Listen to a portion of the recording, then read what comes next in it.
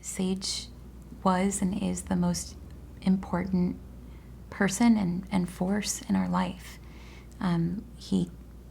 He's changed everything for us, and losing him has kind of even more so changed the trajectory of our lives. So we're fairly new in our bereavement. We lost Sage 3 years ago, but his presence is felt and known pretty thoroughly by us and most of the people that knew and loved him. I do very much think of it as a loss because there was something that intrinsically broke inside of me when he died.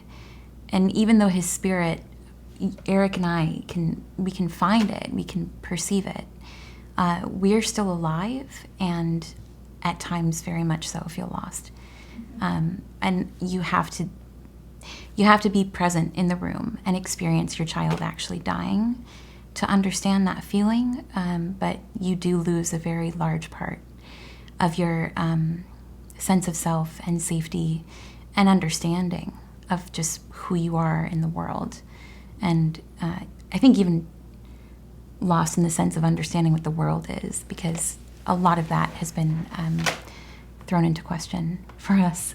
Absolutely. Yeah. I mean, it is a multifaceted type of loss, and I think being present for watching your child die and helping to facilitate that,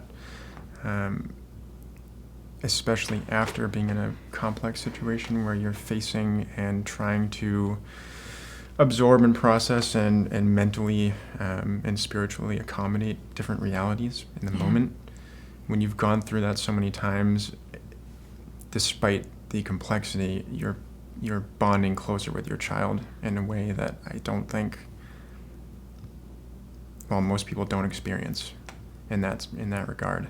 Yeah. And I think that when you reach the end, when you realize that you're in a position where you are going to be called upon to facilitate and kind of nurture your child onward,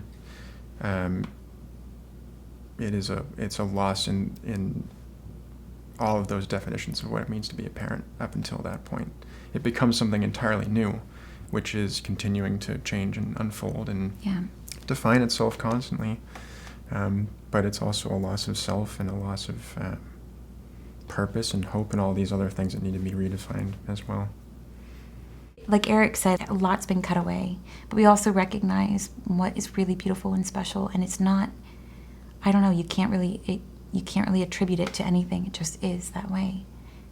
And knowing what death looks like, and living it so intimately and feeling like a part of our lives has been fully consumed by it, to recognize that there's beauty and that there's love and forgiveness and goodness, it comes from somewhere.